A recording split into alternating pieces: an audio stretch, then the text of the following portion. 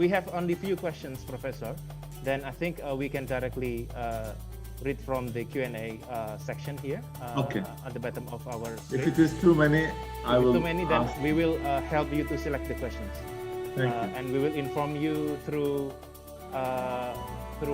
which one do you prefer? Through WhatsApp or through? Yeah, WhatsApp is okay. Okay, through WhatsApp. Okay. My mobile is with me. And Right. one final question: how about the closing remarks? Anyone will do the closing, or I will do that as well? You will. We don't prepare for the closing remarks, so I think the session chair will close. Okay, I'll do the that. session, and then you will bring back over to the master of ceremony. Okay. And then the MC will close the. So he will be with us as well, MC. Okay. Yes. Great. And that's all for now, Professor. Yeah, I think. And I think clear. we will send you shortly. We will send you the updated version of the biography with Professor Abdul Haris biography, the completed one. That's missing. Yeah, you're right. Yeah, let me have it. Thank you. Thank you very much, Professor. Thank you. Appreciate it.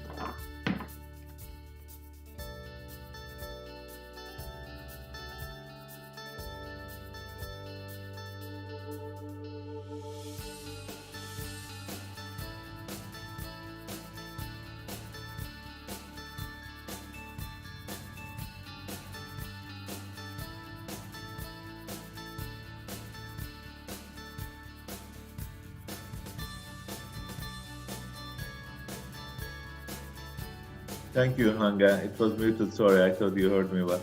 Thank you.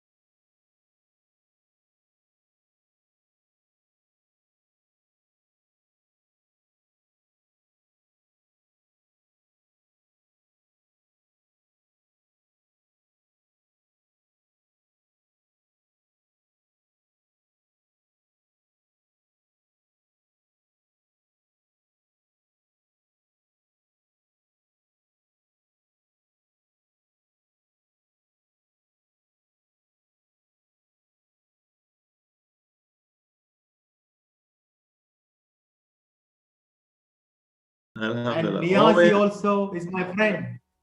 Niazi Kebab. He is my Oh, friend that's now. favorite. Yes, that's one of the. Inshallah, always you are welcome, all of you. We will arrange some occasions Inshallah. once this is over. Inshallah. Inshallah. Thank you. Good to see you. Really. Shukran. Thank you, dear. Thank you. Alhamdulillah. Thank you, dear. Greetings, Thank you. Professor. I think we still have to sort out Greetings, the Professor. I think we still have to sort out the coming up from Dr. Tariq. I mean, we still have to sort out Dr. Tariq. I mean, we still have to sort Here, out Dr. from Tariq. my I mean, we side, still have the to echo is sort gone out already. Dr. Tariq. I mean, Yeah, I'm okay. The echo is gone already. Yeah, I'm okay. Let me, I tell you what. Yeah, I'm okay.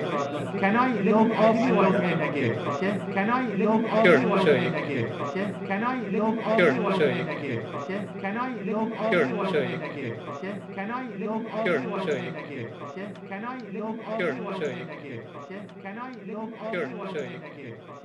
Can I log off Sure, and log sure, in you again? Okay? Can I log off Sure, and log sure, in you again? Okay? Can I log off Sure, and log sure, in you again? Okay? Can I log off Sure, and log sure, in? you How is it now? How is it now? Okay, it's better. Okay, it's better. The how is good. It's better. The how is good. It's better. The how is good. It's better. The how is good. It's better. The how is good. It's better. The how is good. It's better. The how is good. It's better. The how is good. Here, or here, we will start and here, we will start also. We also here, instead of will, we also open instead of the will, we also open instead of the will, Thank you very much. Yeah, how about Prof. Farusan? Yeah, how about Prof. Farusan? Yeah, how about Prof. Farusan? Yeah, how about Prof. Farusan? Yeah, how about Prof. Farusan? Yeah, how about okay. Yeah, how about okay. Professor, Okay. now accepting the attended now, accepting the attended now, accepting the attended now,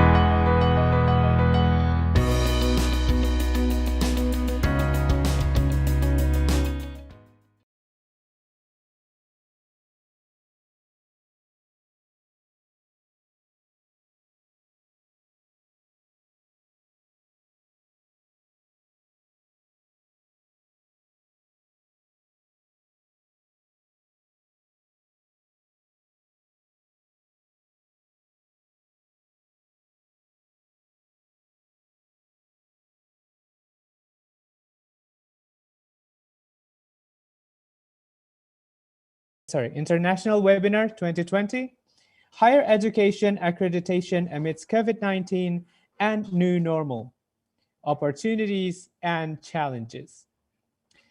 I would like to welcome Professor Insigne Dr. Khairul Saleh bin Muhammad Sahari, Professor T. Basaruddin, MSc, PhD, Dr. Tariq Al-Sindi, Professor Johansen Eid, Professor Dr. Abdul Haris, MAG, Professor Dr. Fasli Jalal, SPGK, PhD, and Professor Dr. Olgun Chichek. And every participant from Bahrain, Egypt, Kazakhstan, Indonesia, Malaysia, Northern Cyprus, Oman, Saudi Arabia, Turkey, and many other countries from around the world. Today is our second session of the first series entitled Revive and Thrive, Higher Education Accreditation in the Post-COVID-19 Era.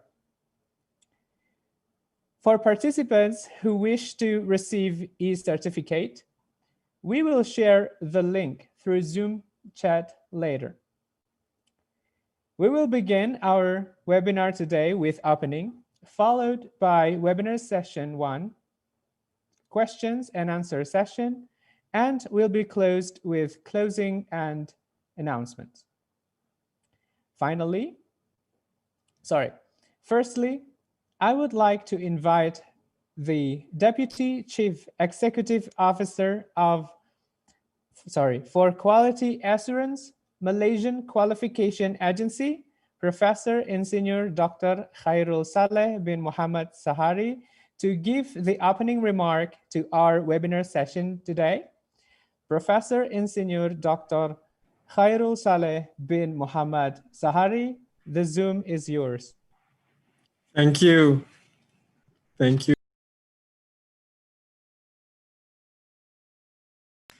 Thank you very much for the kind introduction. Assalamualaikum warahmatullahi ta'ala wabarakatuh, and a very good morning, afternoon or evening, everyone, depending on where you are joining us today for this live webcast hosted by the Association of Quality Assurance Agencies of the Islamic World, or also known as IQA. On behalf of the organizing committee, I'm pleased to welcome you to this IQA International Webinar, session 1.2, entitled Revive and Thrive, Higher Education Accreditation in the Post-COVID-19 Era. In this session, we have participants from Bahrain, Indonesia, Malaysia, Egypt, Northern Cyprus, Saudi Arabia, Kazakhstan, Iraq, Oman, Turkey, and the wider regions from around the world. Ladies and gentlemen, this session will focus mainly on discussing workable ways forward to discover the new norm in higher education accreditation.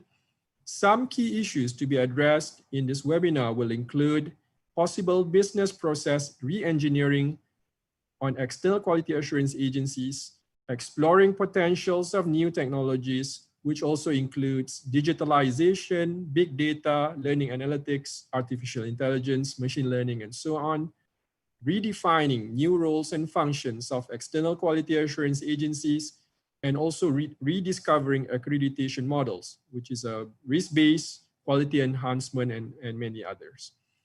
On behalf of the organizing committee, I would like to also thank the speakers on this webinar today, Prof. Dr. T. Basaruddin, President of IQA and Director of Executive Board, National Accreditation Agency for Higher Education, BANPT, Indonesia, Prof. Dr. Johansen Eid, President of National Authority for Quality Assurance and Accreditation of Education, Egypt, Dr. Tariq Al-Sindi, General Director, National Qualifications Framework, Education and Training, Quality Authority, Bahrain, and Secretary General of the Arab Network for Quality Assurance in Higher Education. Our gratitude also goes to our discussants for today, Prof. Dr. Fasli Jalal, Rector of Universitas Yarsi, Indonesia, and Prof. Dr. Abdul Haris, Rector of UIN Maulana Malik Ibrahim Malang, Indonesia. I would also like to thank the session chair today, Prof. Dr. Olgun Cicek. We were together last week as the panelists, and today we have the privilege of having you as the session chair. Okay, Prof. Olgun Cicek is the executive board member of the Higher Education Council, North Cyprus. Okay, thank you to everyone for taking their time to speak and share your knowledge and expertise for all the audience in this webinar. And also thank you to all the participants today for your willingness to join and join this sharing session today. Ladies and gentlemen, the COVID-19 pandemic is forcing us to rethink in higher education accreditation when institutions are pushed to move all learning processes to online platforms while still ensuring the delivery of education with quality standards. More importantly, the pandemic has also urged the external quality assurance agencies, or the EQAAs, to adopt a range of strategies to maintain the quality of their higher education institutions. As the COVID-19 pandemic affects the quality of the educational processes within their higher education institutions, there is a need for agility to rediscover the model for quality standards. In such circumstances, two aspects are necessary to consider. Number one, there is a need for a response to the crisis, which focuses on how EQAAs adjust policies and strategies in the practices of higher education accreditation. And secondly, seeing how the current phenomenon might reshape the roles and functions of EQAAs, it is also paramount to discuss the way forward to the new norm in higher education accreditation. It is also important to recognize that the challenges and practices of higher education accreditation are varied even prior to the COVID-19. Ladies and gentlemen, the pandemic poses an additional challenge in QA and therefore makes it even more important for EQAAs to address and insights and experiences.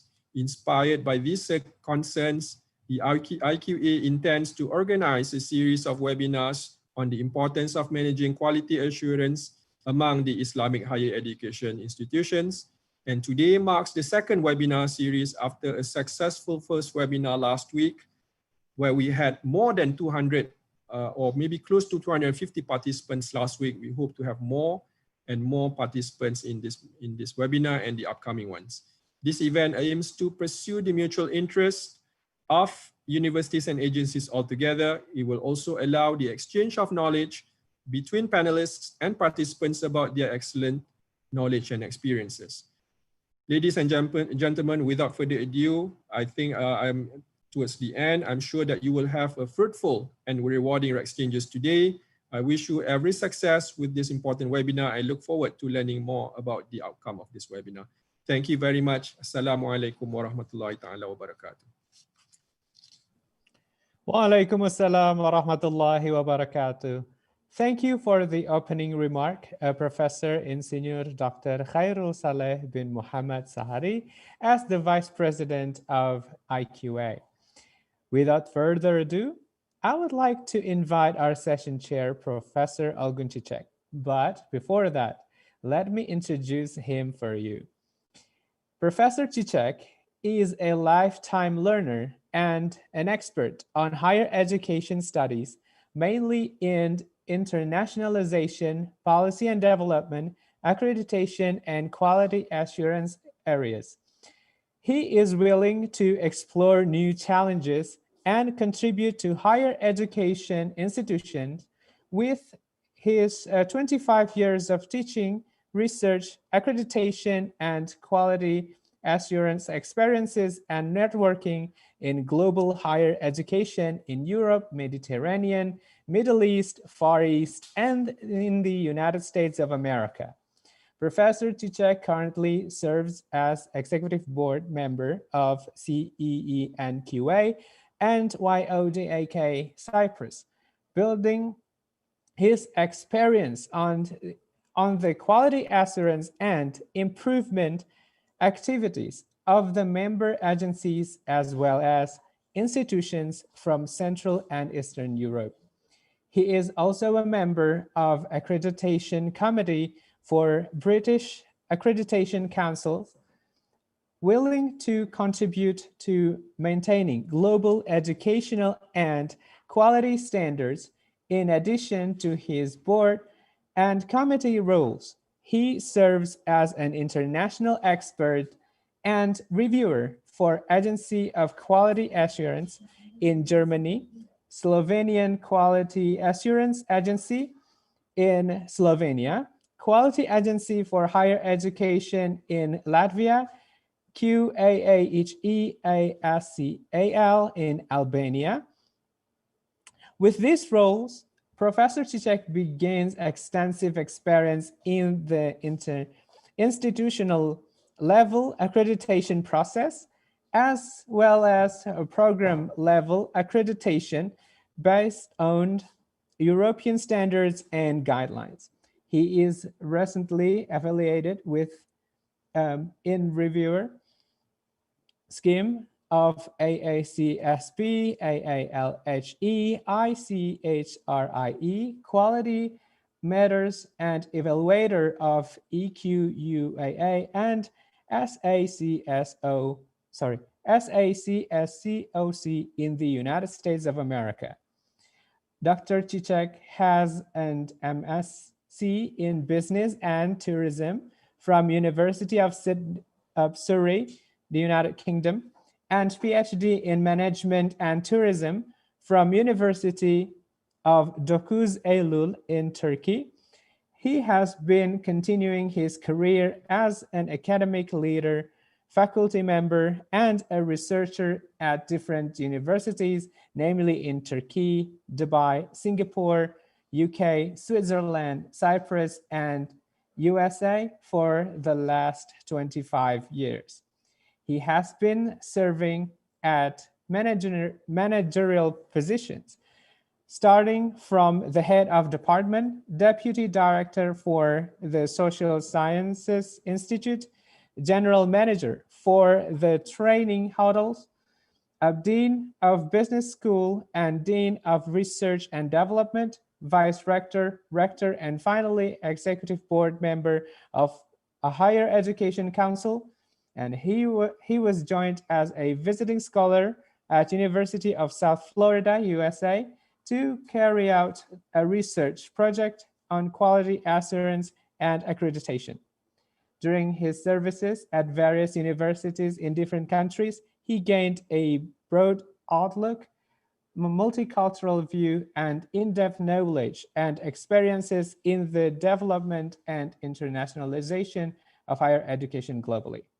And now, please welcome our session chair for today, Professor Algun Cicek. Professor Algun Cicek, the Zoom is yours. Thank you very much, dear Mohammed. Appreciate. Salam alaikum to you all, and good morning from North Cyprus. Sorry for my bio. I realize I have to shorten a little bit for the next time to save the time for our participants, but thanks for the kind words.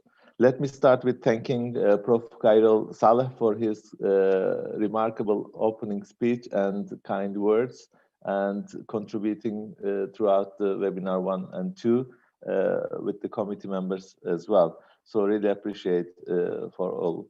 It's a pleasure and an honor for me to be here as the chair of this session. Last week we had really wonderful discussions and fruitful outcomes after the webinar 1 to analyze the current situation and challenges of COVID-19 throughout the higher education world, in our part of the world and also beyond.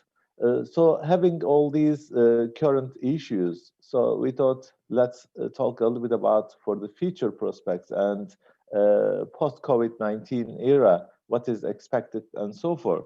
In other words, it's like we are doing an analysis of now, next, and maybe beyond. So that's what we are going to discuss today, hopefully. last week we said that the DNA of higher education is changing, so we have to analyze how it will affect us as an accreditors and the higher education institutions in the future and so forth. So I'll just try to brief you about what was the last week's session, and maybe we can build up on this basis. We have three distinguished speakers as well as two discussants today. I'm sure we'll come out with lots of ideas and future recommendations as well. So this will be another successful round of webinar for IQA, I believe. And just to make a brief summary from my notes, with your permission, just to save time as well, I'll go very briefly. The main points that we discussed was, as I said, the pillars of change. So we realized that really things are changing. Now, as it was said, the new normal, I call this as a new reality, because we know that this is not a normal situation, what we're experiencing. It's like a lifetime experience for all of us, and it's challenging. So it's a new reality, and it's not going to go over, or even if it's over, the COVID, we will have lots of consequences to be faced. So this will be a change, a dramatic change, a new reality. So we have to find and understand that. I also support the agility, as Prof. Saleh said. Yes, we need agile leaders for resilience, for survival, and to adapt to change and be quick in doing so. That's what I have realized going on all around the world, from Australia to Hong Kong, from UK to US, from Mexico to Turkey, all what we are doing in this region as well. So we have to come up with something very quickly and with a new reality adaptation.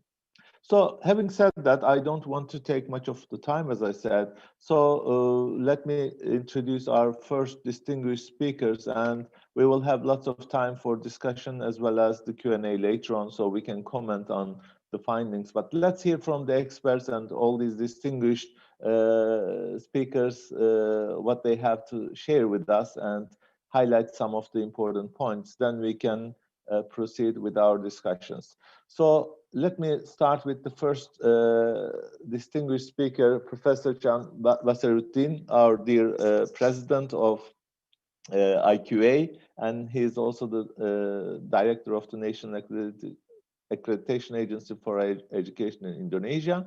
He is a professor of computer science in the University of Indonesia, currently holding the position as the president of the Islamic Words IQA, as I mentioned, and he was the president of Asian Quality Network ACAN from 2017 to 2020. So he is a Bachelor of Arts in Mathematics from Gajah Mada University, and his Master of Science and Doctorate in Computer Science from University of Manchester in the UK. His research interest is on parallel computing, social signal processing, numerical linear algebra, scientific computing. So he also served as a Dean of Faculty of Computer Science, the University of Indonesia, from 2004 to 2013. And he was the Secretary of the Board of Higher Education from 2003 to 2005, and then the Chairman of the Development Council of Board of Higher Education since 2015. In addition, Prof. Basaruddin is also known as an expert in higher education development. He served as an international consultant in the areas of higher education management, higher education funding and financing, as well as quality assurance in higher education. As a consultant, he has been serving in various countries such as Indonesia, Sri Lanka, Jordan, and Mongolia. So having said this, so we have the pleasure of inviting Professor Basaruddin for his speech. Thank you very much for joining us. Please, the floor is yours. Thank you, Prof. Zizek, for a very nice introduction. Assalamualaikum warahmatullahi wabarakatuh. Selamat sore, good morning, good afternoon to all the participants. I would like to start by sharing my screen so that I can guide my presentation without having to run out of time.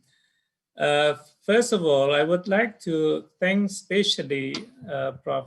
Feru Saleh and Prof. Ogun Cicek for setting the stage, which become the relevant foundation for my talk this afternoon, entitled The External Quality Assurance for Higher Education Way Forward. I think it is inevitable for us to look at the development trends in higher education, which is happening all over the world. The era of what we call Industrial Revolution 4.0 already announced or initiated a couple of years ago, about 2 years ago. And every universities are talking about that and make adjustment in changing for adaptation. But the change is not as substantial if we compare to what happened after COVID-19 sparked at the end of 2019, starting from Wuhan, where without enough preparation, all higher education institutions should shift their business and shifting all the process of teaching from conventional to digital or online. I believe combining the two triggering factors, there will be three major development trends for higher education. The first one is digitalization, not only in terms of the educational process for teaching and learning, but also other missions such as research and community services, as well as the management of higher education itself. In terms of student demography, the change will not only happen, affected because of the modality from conventional to online, but also due to the current trend that more and more people gaining or needing to recharge their knowledge and skill for as a continuing education. So the profile of university student will no longer be dominated by those within the 18 to 23 age bracket, but it will expand further, including those, and perhaps in some cases will be large majority adult or continuing education participants. Now, another trend, due to the complexity and also the challenges facing higher education institution, the way these higher education institutions are managed will also be changing substantially. More and more collaboration between or among higher education institutions will be needed, domestically as well as worldwide. And also the cooperation between higher education institutions and other agencies, other organizations, such as private sectors, the government, industry, and so on and so forth, that will make a new way of managing higher education institution. Maybe some people said that will be some kind of higher education incorporated. Now, in terms of higher education quality assurance, the challenges is really high. It's starting from how are we going to define the quality? Because the markets are changing very, very rapidly. So it is kind of shooting a moving target. Whenever we define the quality standard, somehow the world outside the campus already moving far away ahead. Another challenge is dealing with the global competition. Now, we know that in this competitive world, quality will be the main currency. And when we talk about the quality, we are not able to talk only about the local quality or the domestic issue in terms of the quality standard, but we have to talk also about what will be the quality in the global arena. So when we, as a higher education accreditation or quality assurance agency, are trying to picture and define our quality, we should also consider and take into account what sort of quality are being used outside our region or our country. In addition to that, in terms of competition, we see that there are more and more accreditation agencies operating worldwide. And even in Indonesia, for example, the Ministry of Education already announced encouraging universities or higher education institutions to get their program accredited by international accrediting agencies. Now, this will also bring about a new type of competition between or amongst accreditation agencies themselves. The next challenge or the last point will be there are a new expectation or changing expectation from our main stakeholders. As the accreditation agency, of course, we have quite a few stakeholders, and one of the main stakeholders will be the higher education institution itself. Last week in our seminar, one of the discussion, Prof.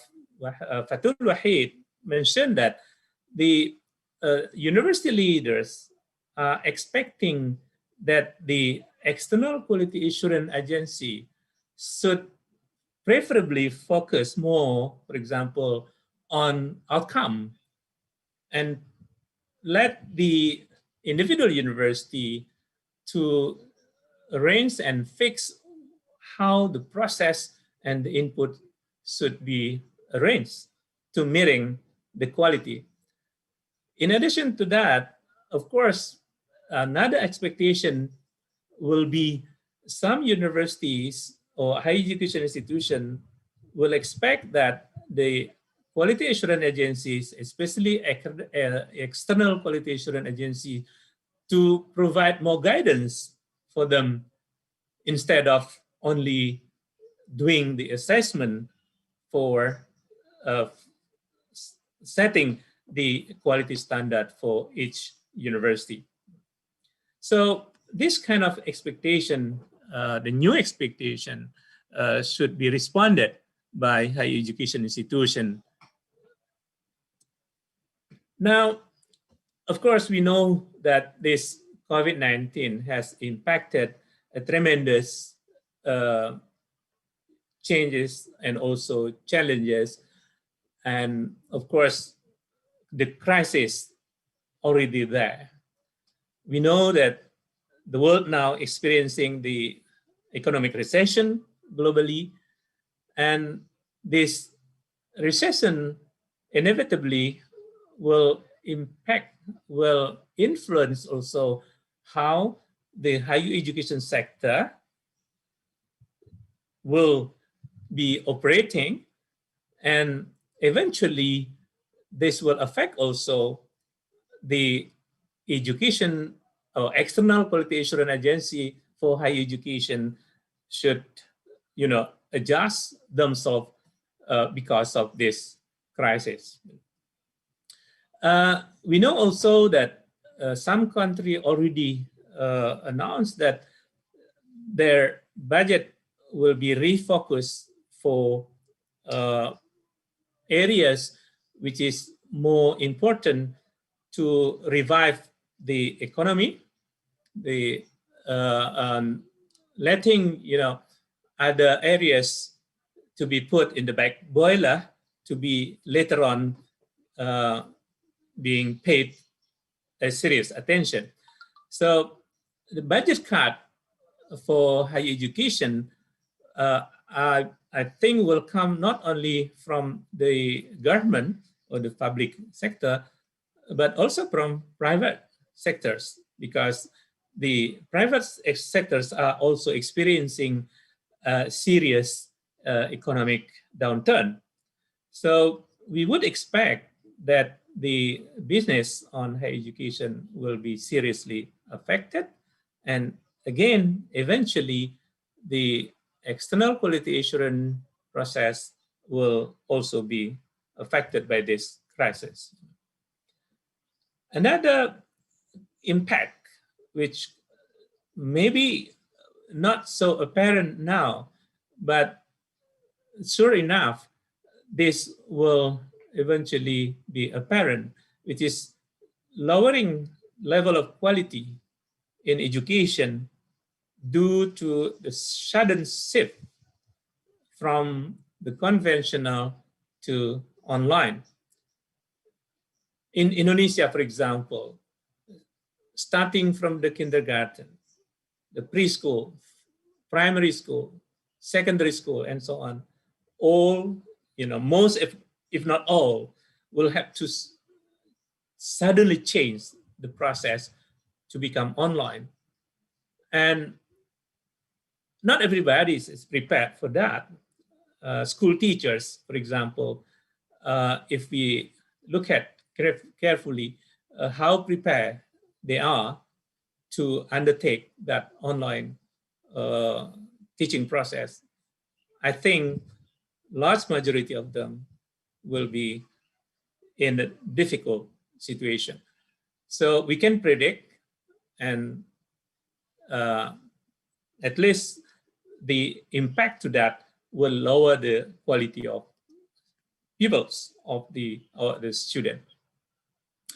Now, based on that observation, I would like to propose or present some possible scenarios for the future quality assurance system.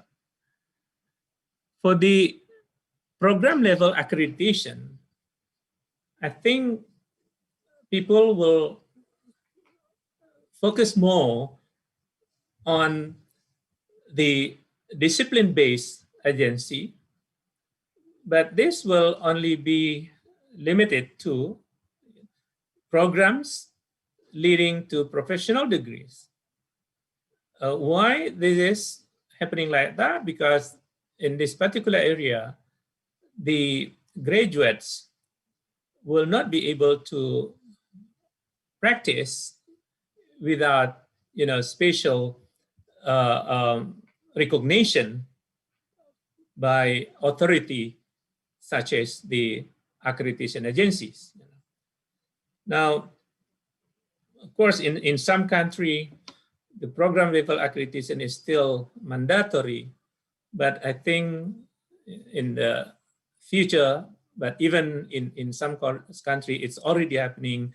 It is voluntary, very much in nature, and the requirement usually only for some areas, especially those related to a specific profession. Now, for the institutional accreditation, I think it should be more focused on outcomes and improvement of the internal quality assurance function. So related to my previous remark, linking to what Professor Fatullah had mentioned last time, that actually, if the internal quality assurance system in each individual university is functioning well, then the process of accreditation should have been much easier.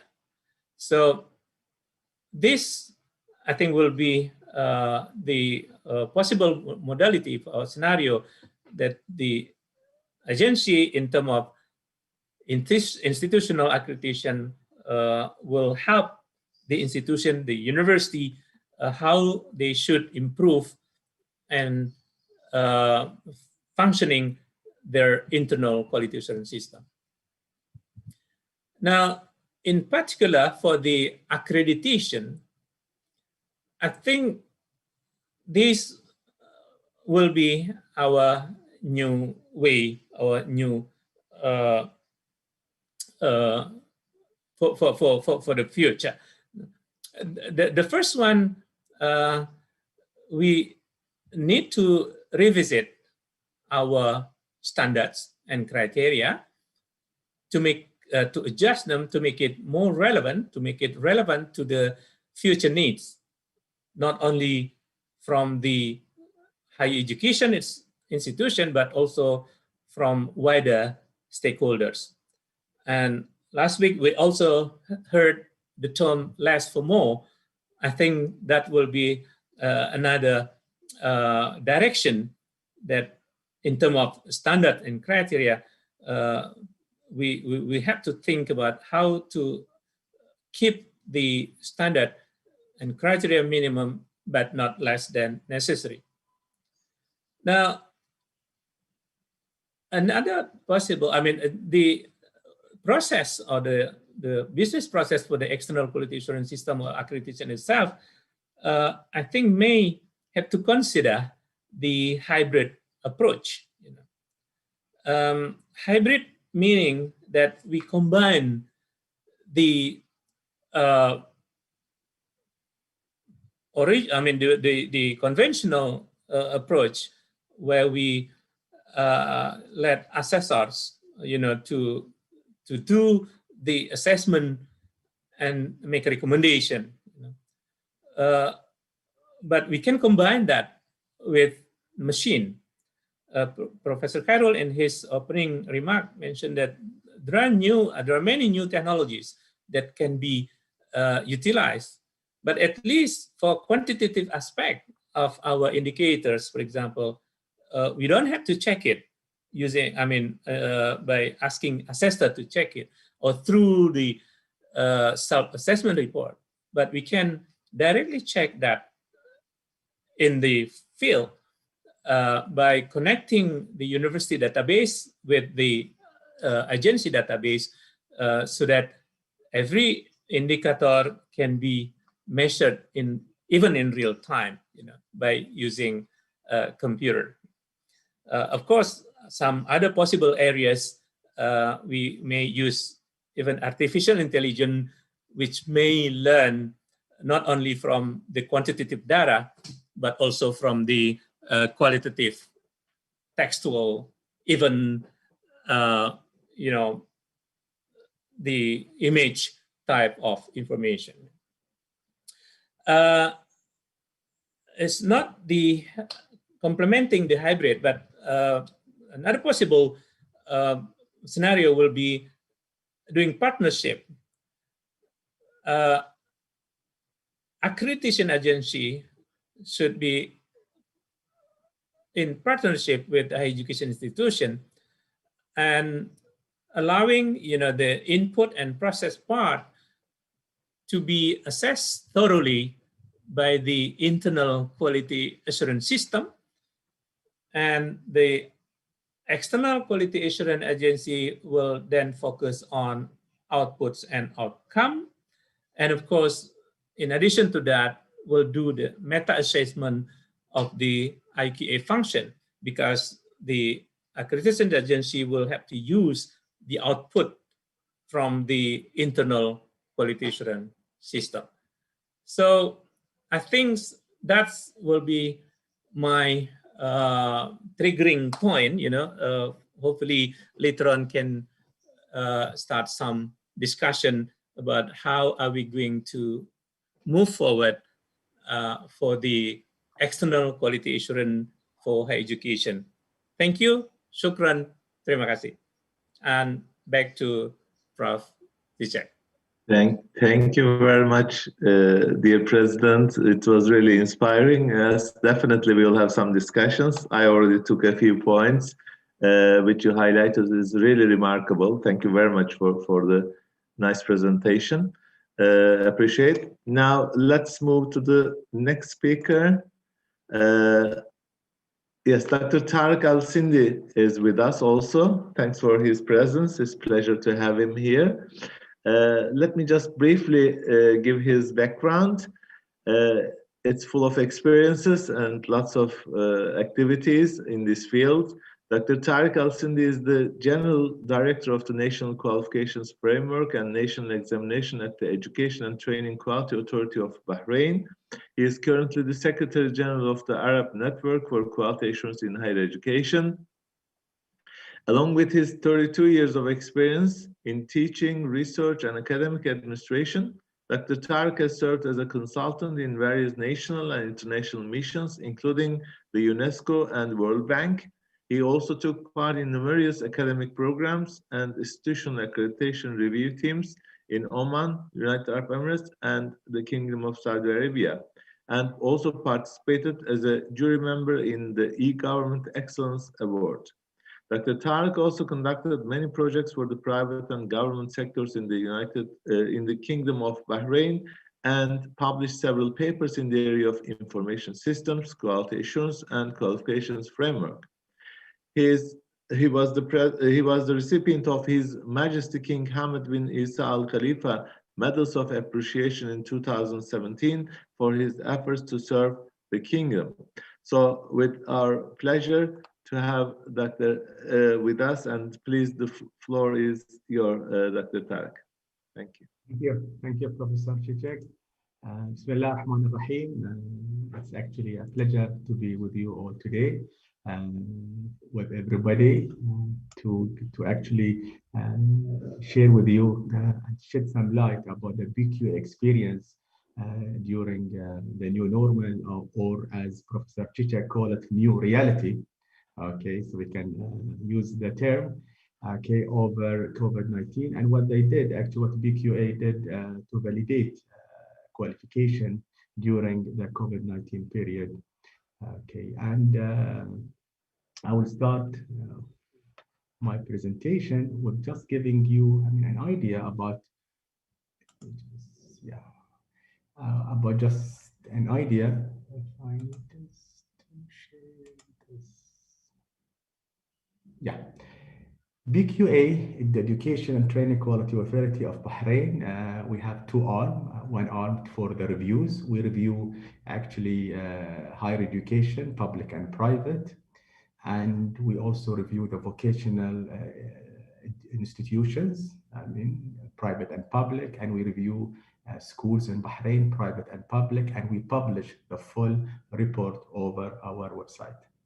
We also have the qualification examination, the national examination. Actually, they are in charge of conducting a national examination. Inshallah, within 2 years, we will be doing the national examination for grade 9 and 12. And we have also the national qualification framework. So I will shed some light about the NQF process during COVID-19 and what we did and what were the challenges and opportunities that we have faced during that time. Well, NQF Bahrain is 10 levels. Compulsory framework, I mean, it's a mandatory that everybody should place their national qualification. It covers all learning sectors, general education, schools, for grade 4, level 3 and 4 and 5, and level 1 and 2 dedicated for qualification for the special needs. Higher education from 6 to 10, and the vocational from 1 to 9. It covers all forms of learning, informal, your experience, appreciated, and we can also validate it. Non-formal, qualification work-based. Formal learning, qualification obtained at the work, at the institution, formal institutions. All the qualification needs to be quality assured in order for them to be placed on the NQF. All level described by a level descriptor. So the higher the level, the more difficult the qualification is. And what constitute the qualification, the level? We have level descriptor, knowledge, skills, and competencies. What are the aim of NQF? The aim of the NQF is to ensure that there is a quality and validity for every qualification placed on the NQF. So I can assure parents, students, stakeholders that there is a quality of this qualification that is placed on the NQF and it is valid. Promote learning, outcome-driven education and training. As Professor Chan mentioned, the outcome-based learning is very important and all qualification needs to be based on learning outcome. Improve the transparency and the value of the qualification. If the qualification, for example, stay on level 9 or 8, this will give a value for the qualification in terms of the kind of qualification, the type of the qualification, the complexity within the qualification, and the number of hours. Reference Bahrain NQF with other qualification around the world. We are proud at BQA to say that we are, after Hong Kong, the second NQF that's been referenced with the Scottish qualification framework. And we are working with other framework now in order to have a reference. So later on, there will be our qualification can be mapped, can be recognized with all other qualification in the world, inshallah. Facilitate credit transfer. The NQF will facilitate transferring the credit and recognition of prior learning. Your experience can be recognized and you can have a credit for this experience. Facilitate establishing the progression path within and across education and training sector. So it will provide articulation between the two sectors, education and training. Encourage cooperation and collaboration among all stakeholders. Within the BQA, we have an advisory committee consisted, this advisory committee, actually they approved our qualification, consists of private, representative from private and public, university, vocational, industry, and also government officials. Facilitate recognition of all forms of learning, as I mentioned before, formal, informal, and non-formal. Our operation, two operation. National qualification, we place national qualification design developed in Bahrain. But before we place this qualification, we do accredit the institution. We call it institution listing. Once the institution is accredited, we make sure that they have the formal arrangement, they have the policies, the procedure to be responsible of this qualification. That means they meet the quality assurance. Then we will invite them to place the qualification. How about the foreign qualification? And the accreditation is actually prerequisite for placing a qualification. How about the foreign qualification? A qualification that designed and developed outside Bahrain but delivered in Bahrain. We have a special standard for it. It's called foreign qualification standard. Within we actually have two options, whether the sole provider, he will submit an application for his qualification to be aligned to the NQF, or the awarding bodies. The awarding body can approach us and in order for them to align their qualification. Now, let us look at what BQA did. BQA didn't stop during COVID. We have continued our operation and we have adopted a number of initiatives that can be divided into three things: continuous support, benchmark and review, and measures taken. The continuous support, we have conducted virtual capacity building workshops and awareness session and to ensure there is a continuous support provided to all institutions in Bahrain.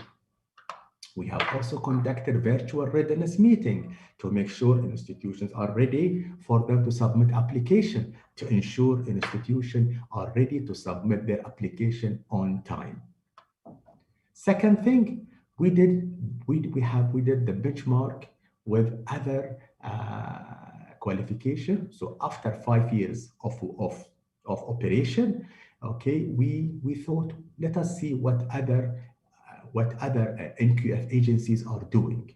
So we first looked at the stakeholder, then we did benchmarking, then we did then we looked at our NQF document reviews. First of all, benchmarking. After 5 years of operation, we have obtained reviews. We have views of all our stakeholders. At BQA, we believe at the partnership with all stakeholders. Any framework that we develop, first of all, we get the feedback from our stakeholder and then we implement it. So we have went and seek the views of our advisory committee, all institutions, sample of institution, and we have conducted a validation evaluation with our validation panel, those panels that validate our qualification, and even our current staff. We met with them to get their reviews. Then we have selected 5 NQF agencies: the Dutch Qualification Framework, the Scottish Credit Qualification Framework, the Malaysian Qualification Framework, New Zealand Qualification Framework, Australian Qualification Framework, and we did our benchmark process. Then we reviewed our NQF general policies to make sure they are aligned during the new reality or the new normal, and we looked at our credit framework guidelines, level descriptor, NQF standard, and our handbook to look, and we have looked at the procedure and forms. We also been working to develop online training system, and we are soon going to launch our NQF system that will provide a platform for all the institution to get an online training system for their support, 24/7 days of support for the institution. So right after COVID-19 situation, we have conducted virtual meeting with the institution to support. So we have conducted virtual meetings, online submission, and we have also asked all the institutions to submit all their document on soft copy. Now, we made our standard more structured, fully applicable to the e-learning provision, with more details and examples of evidence to be submitted. And so we have updated our standard to make sure they accommodate the new normal, the new reality. Qualification design, deciding on the attendance, whether we have asked an institution, they make sure that to provide us the attendance of the qualification and the delivery mode, whether on campus, online, or blended. Support, resources, and the learning support like ICT, physical infrastructure, and to make sure and to indicate the availability of the support. Learning support should exist for the online blended learning, because if I'm using Zoom, for example, in my lecture, I need support, online support to meet with learners need support to meet with their faculty. Measuring the achievement of learning outcomes, we need to ensure that achievement of learning outcome is done whether on campus, online, or off campus, or blended. It should be the same. So institutions, they need to take account on the program attendance and delivery, and to make sure that the learners are achieving their learning outcomes. Therefore, all institutions have to make sure that they deliver the same value in terms of credit, number of hours of the qualification during this delivery. Knowledge, skills, competencies at the end should be the same. Feedback to learners. Institutions need to make sure they have a mechanism to ensure a feedback is given to learners, and also policies and procedure for the design integrity of system to ensure the design and assessment is appropriate and integrated, and there is emphasis on the integrity of this assessment.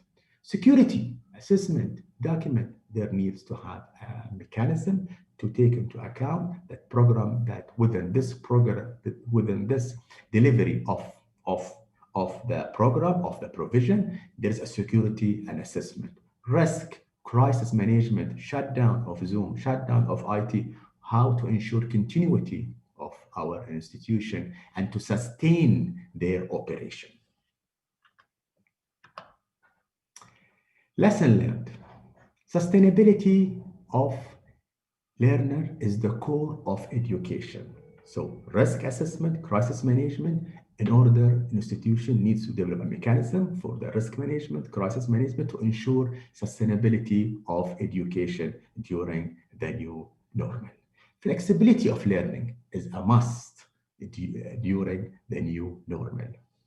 Creativity, innovation of not just to rely on one source of education. You can use the micro-credential for the institution. You can use some other platform in order to integrate and to diversify your teaching methods. Continuous review and refinement is needed for all institutions.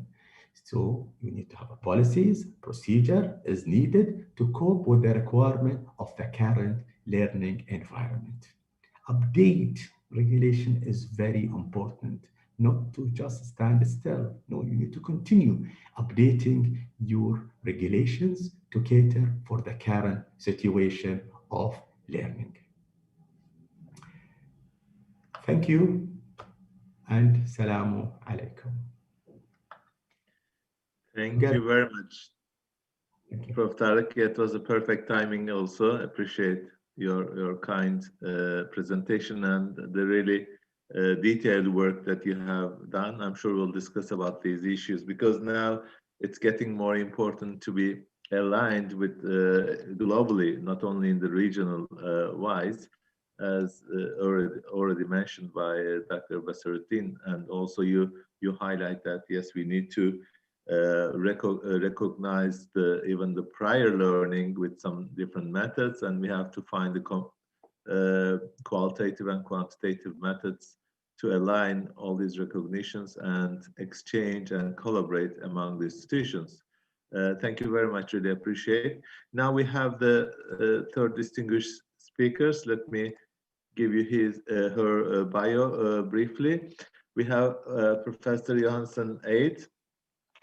She has been acting as the president of NAQAE since 2014. During this time, NAQAE has become a member of several international networks, including the Arab Network for Quality Assurance in Higher Education, ANQAHE, and the Council for Higher Education Accreditation International Quality Group, CIQG, from the US.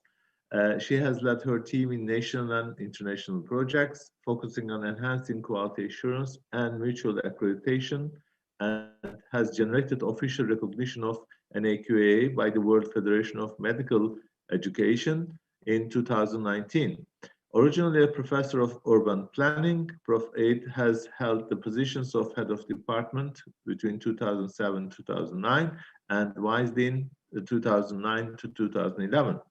After receiving her BSc in Architectural Engineering from Ain Shams University, Dr. Johansen Eid received her Master of Art and her PhD in Urban Planning also from the University of Southern California in the US in 1992. Since then, she has worked at the Faculty of Engineering at ASU, where she has taught several courses in planning, theory, and practice. She has also been appointed as a visiting professor at the American University in Cairo, the British University in Egypt, and Mr. International University. In addition, she has participated in curriculum development, quality assurance, and educational reforms. Currently, she is the head of National Authority for Quality Assurance and Accreditation of Education in Egypt.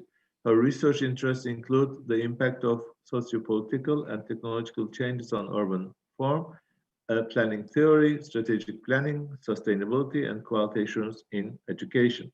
So I proudly introduce Prof. Johansen Eid to the stage, and now the Zoom is yours. Please, thank you. Welcome. Thank you, Professor Shishik.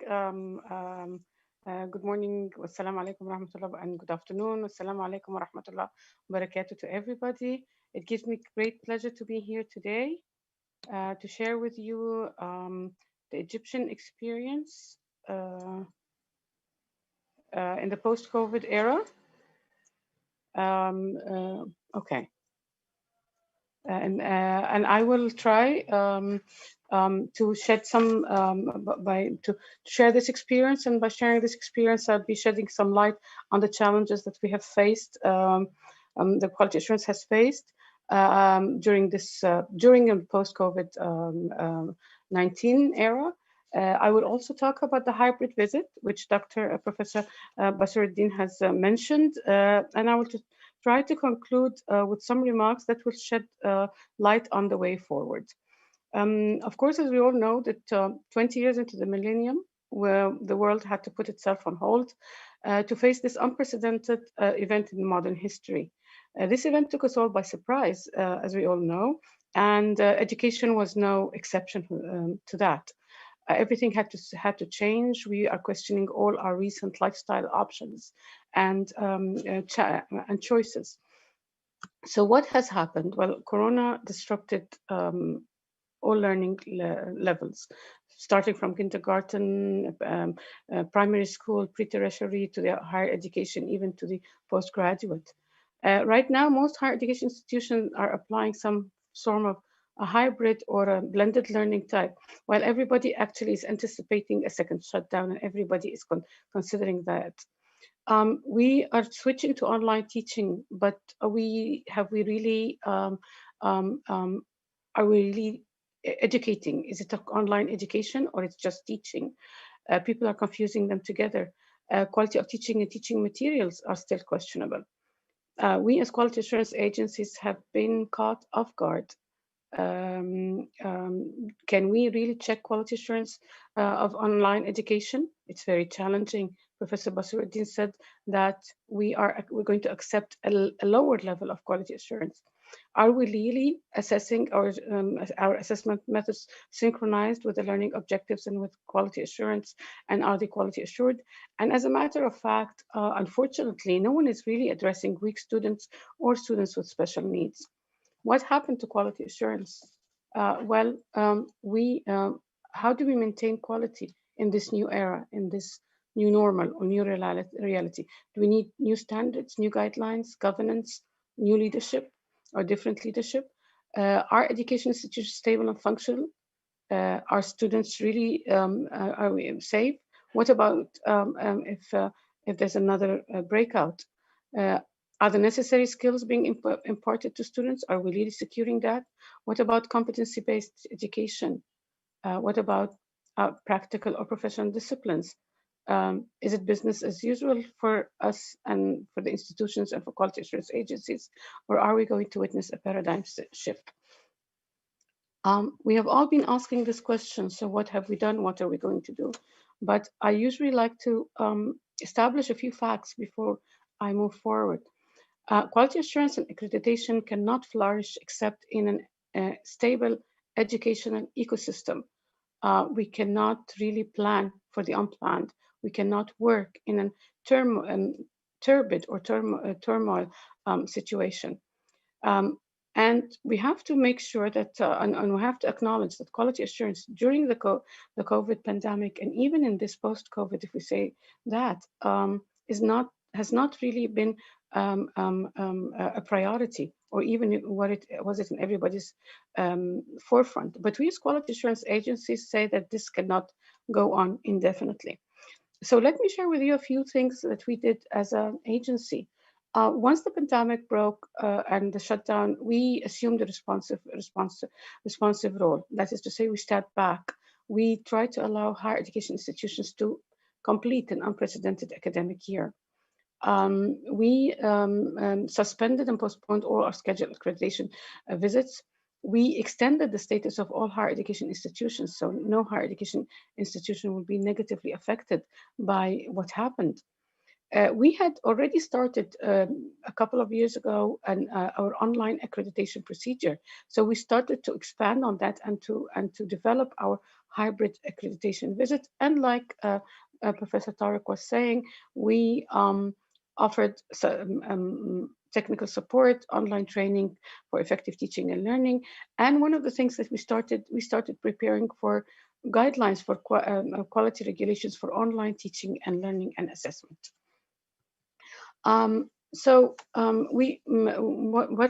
What we basically have done, we try to plan for the unexpected. We try to offer technical support in response to the challenges. We try to evaluate what the higher education institutions are doing in view of the pandemic. So what measures were taken during the pandemic? What was technical support offered? What was the training offered to faculty members and students and staff? How was the assessment done during the pandemic, during the shutdown, and how is it going to continue in this current year, given that everybody in Egypt is now, all higher education institutions, be it private or public, are going through a hybrid blended learning experience. What are the health and safety measures taken? What are the health during the pandemic and after and right now, and how are they applying the new hybrid education? So we developed this hybrid, which we call the virtual actual visit. And the pillars of this development were based on reducing actual time contact, enforcing safety measures to all involved parties, students, faculty, reviewer panels, and staff members, maintaining social distancing, aligning with governmental policies, that is to say, this new hybrid learning type, assuring the credibility and integrity of our accreditation visit. We could not, or we cannot accept any compromise in the quality of the visits or the quality or the integrity of the visit themselves. And what we did was we imitated all the activities of the actual visit into a virtual one. So this hybrid visit is divided into 3 phases. The first phase is the document review, where higher education institutions will upload their documents. This is done 1 month prior to the visit. Then we have a virtual visit, which is an online meetings, on-campus facility visits and observation. And then we have the actual visit, which is for 1 day. So let me elaborate a little bit. The document required, we ask all education institutions to upload all the documents, all materials that need to be evaluated at least 1 month prior to the visit. We also ask them for a short video documenting all facilities, learning resources, infrastructures, and whatnot. And reviewers have the chance to review all these documents, because we are minimizing any document review during the actual visit, because the actual visit is right now for 1 day. This is not really a new act, because we used to have this before the pandemic, but most reviewers would not really take that a little bit seriously, because they always knew they had the chance to be, because they stayed for 3 or 4 days in the institutions in a face-to-face visit. So they were, they made sure that they were going to look at the if they missed something from the review, they would pick it up during the visit. Right now, we ask them for a pre-visit report, which will be the guide to the virtual and actual visits. And this report has to be uploaded on our system way before they go to the visits themselves. And now the virtual visit is conducted for 2 consecutive days. And we usually target the first Monday and Tuesday of the beginning of the week. we ask the higher education institutions, they are responsible for providing and assuring that all online meetings are conducted according to the schedule. And this is also considered a sign of how successful they are in applying the hybrid or in the hybrid learning readiness. Any unsuccessful meetings can be rescheduled during that same week. So that's why we target the first 2 days. Online synchronous activities are also observed.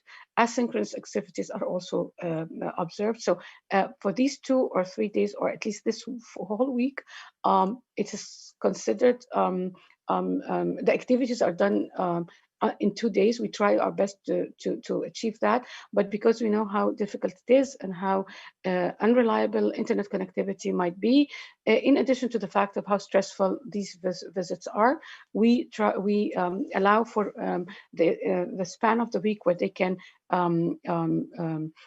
conduct any of these unconducted visits. The actual visit is conducted for 1 day during the following week of the virtual visit. It should be conducted by 2 members. We try to limit it to 2 members, but right now we have realized that most of our review panels want to go to on this 1 day visit. Till now, I have no idea why is it so important, but that's all right. The schedule is based on the findings of the online document review and the virtual meetings. If they need any unscheduled visits, more stakeholder visits, they need to do anything, the review of the financial documents that could not be posted, any the assessment resources, and so on and so forth. And this schedule should be posted on the Thursday, which is for us the last day of the week before the actual visit. So this is like a brief comparison between what are the pre-COVID visits and the post-COVID visits.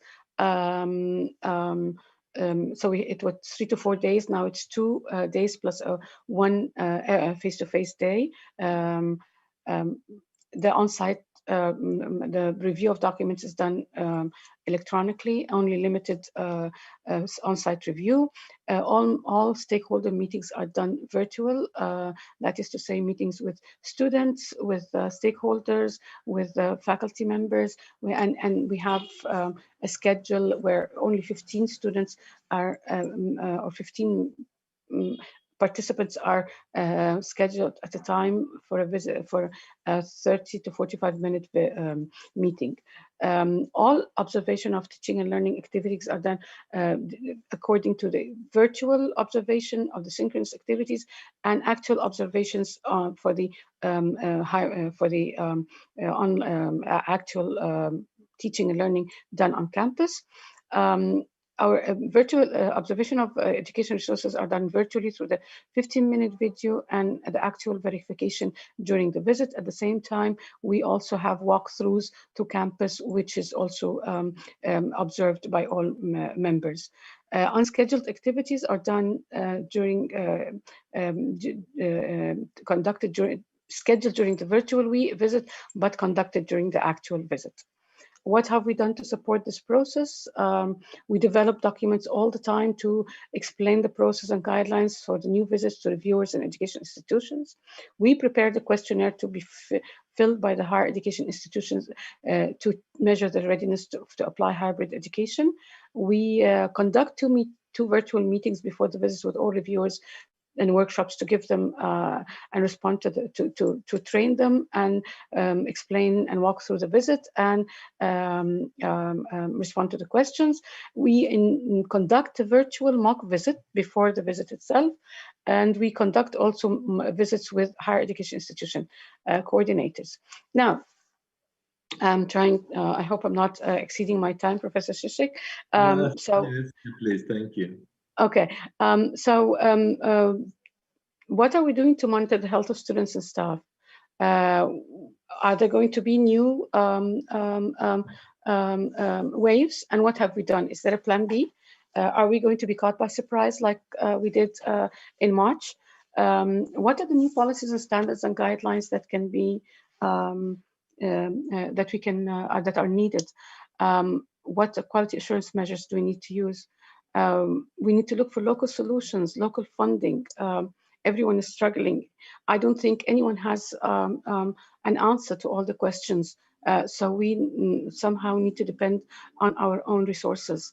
How can we regulate or quality assure education in an unstable and unpredictable environment?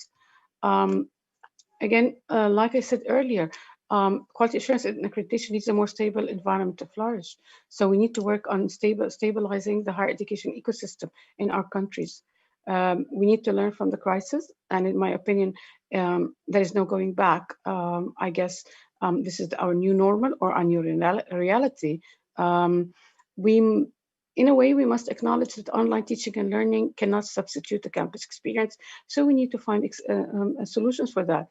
We also need to understand that it cannot really substitute the face-to-face or student-teacher interaction, and nor can substitute student-to-student interaction. I think although it's becoming a little bit easier for all of us to meet online, but somehow we are missing the actual experiences and the actual human experience and interaction. Moving forward, what should quality assurance agencies do? I took this from the title. They need to evolve, revive, and thrive. We need to upgrade our accreditation systems to give more weight to online activities. We need to evolve and maintain or guarantee our sustainability, to evolve and go beyond our traditional roles as quality assurance and accreditation, maybe into capacity building and training, and I think, like has been said before, into partnership between us and quality assurance and higher education institutions. And maybe I would share with you something that Professor Basuruddin said earlier, that we are now working on a project with 4 universities in Egypt, so that we can check online their quantitative measures rather than have our quality assurance reviewers go in and check these quantitative measures. So it can all be done online in one way or the other. We need to assure quality, work with higher education institutions to assure the quality of education, of teaching and assessment. We need to maintain the permanent status and sustainability of our quality assurance agencies, and somehow online education has to be equally available for all students. And by this, I do not really mean only students who do not have internet access, but actually students who with special needs. Finally, moving forward, we need to understand the resilience and adaptability of higher education institutions and quality assurance agencies. We need to find local solutions and funding, like Professor, we are all suffering. And I think quality assurance agencies, many of them are suffering because of the lack of, we suffered like for 6 months with no, until everybody picked up on the virtual education and virtual visits. We need to collaborate and network and learn from good practices of each other. And we need to develop appropriate standards for quality online education. Thank you very much. Stay safe and healthy. Shukran. Wassalamu alaikum wa rahmatullahi wa barakatuh. Thank you very much, Prof. Janssen. It was really great and inspiring. Yes, I do agree most of the points you highlighted. I'm sure we'll have some points to discuss further.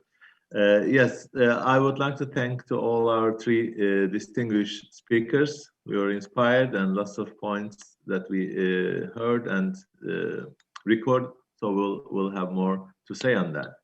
Now I think it's time to go to the discussions, and I would like to also hear from our distinguished discussants. We have the first discussants is Prof. Dr. Abdul Haris, and I would like to introduce him and share his views with us kindly. Prof. Abdul Haris is the current director of Universitas Islam Negeri Maulana Malik Ibrahim in Indonesia. He was previously a member in Board of Trustees of the Malang Indonesian Journalists Association 2017-2020, also member of Advisory Council of the Indonesian Rectors Forum in 2017, head of the Marif Natlatul Ulama Education Institute 2013-2018, deputy head of the Marif Natlatul Ulama Education Institute 2005-2013. He was also general secretary of the Marif Natlatul Ulama Education Institute He was trusted to be the Vice Rector for General Administration, Planning and Finance, IAIN Sunan Ampel Surabaya 2009 to 2012. Before that, he was active as Assistant Head of Academic Affairs, Phuket, STIU, Al-Fitra, Surabaya, 2007-2009. Also Chairman of Stepana, Bangil, 2005-2009. And he was Assistant Dean for Academic Affairs, Tarbiya Faculty, and Chairman of the Department of Islamic Education, Faculty of Tarbiya again. And he was active in many other organizations as well. He received his bachelor degree in Arabic language education study programs at the Tarbiya faculty of IAIN, Sunan Ampel Malang, graduate in 86. He continued his undergraduate program and graduated from Islamic religious education study programs at the same university.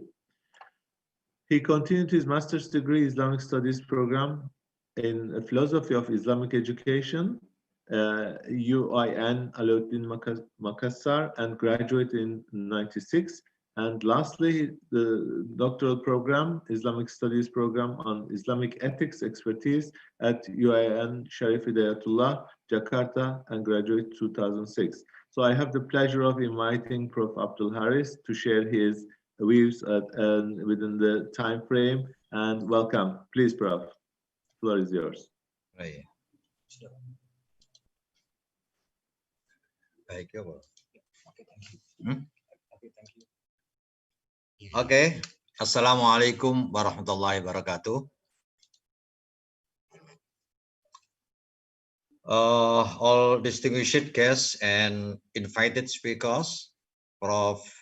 Chan Basarudin, Prof. Johansson, Dr. Tarik Al-Sindi, Prof. Fasili Jalal, and Prof. Dr. Olgun. Dear ladies and gentlemen, Alhamdulillah, praising to Allah Subhanahu wa Ta'ala for bringing all of us to be here in Zoom meeting of Islamic Quality Assurance International Webinar 2020, attending a very prestigious meeting. With them, revive and live higher education accreditation in the post-COVID-19 era. Dear ladies and gentlemen, as rector, it is my great pleasure to introduce Maulana Malik Ibrahim State Islamic University Malang, one of the world's reputable Islamic universities. Officially established in 1961, the university became a well-recognized visionary Islamic university in Indonesia. It implements the integration perspective of science and Islam. The university synergizes its course with Islamic teaching to achieve the four missions, guiding the student to gain deep spirituality, noble morality, broad knowledge, and mature professionalism, getting scholars with ulul albab character, producing science, technology as that are relevant and highly competitive. As UIN Malang promotes integration between science and Islam by building and synergizing them around university without exception, we mix and offer how to educate young generation to be good or moderate is Muslim, become prosperous and peaceful society. What is facing new pandemic in 2020 that causes many changes in people's life? Almost all fields have been affected by it. That is why the creation of multidisciplinary studies and needed to solve the problem so that human can continue to live well by adapting to the new normal. Acceleration and expansion offered by information technology have developed in such way that if affect human existence and how to do things in ways that we not thought of before. The progress implies that many of the existing understanding, social practices, and norms are in position of necessity to content, adapt, and advancing. If not, that we will miss many things, both opportunities and roles.